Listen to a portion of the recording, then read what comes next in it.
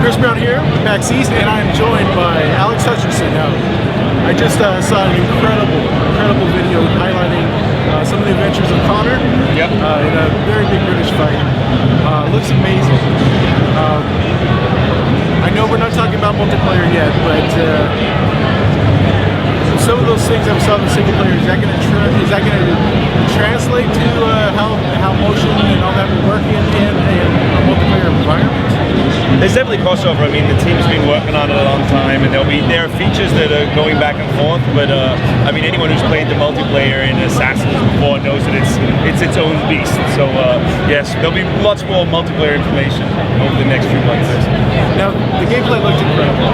You guys, I find it incredible that here at the third official installment of the series, that you've gone back and built things from the ground up. Can you talk a little bit to our listeners about that? Yeah, so I think it's a challenge. Like anytime you have a franchise that progresses, across several years and several versions, you want to make sure that it's fresh.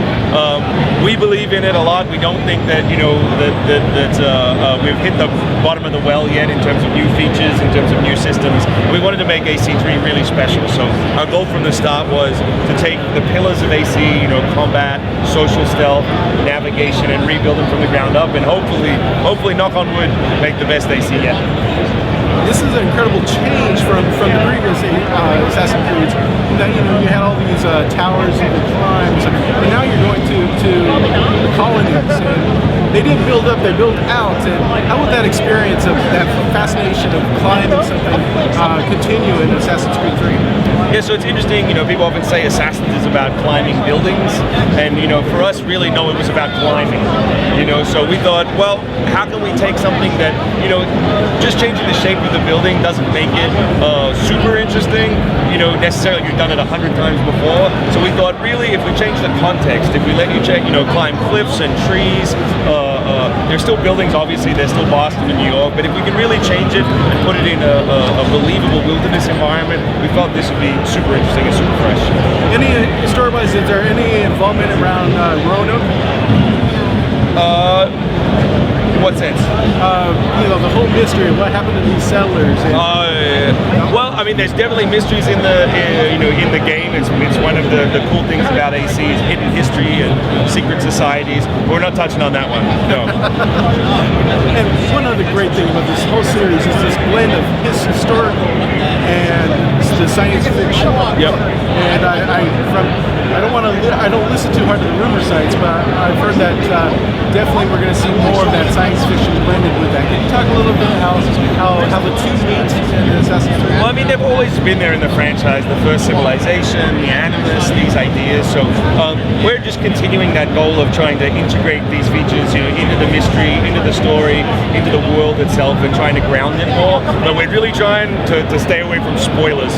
So I don't want to. We could say more, but it's one of those things where hopefully people experience.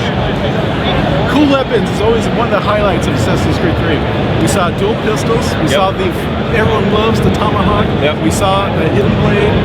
Any other cool feature that fans are like, oh, I gotta do that? The rope dart. The rope dart is cool. I like it. I think the bow as well. There's something funky. I know it's gameplay wise, it's still just a ranged weapon, but there's something magical about the bow and arrow. So the idea that we can have this character who's half Native American, who brings his own gear to the fray, was really exciting.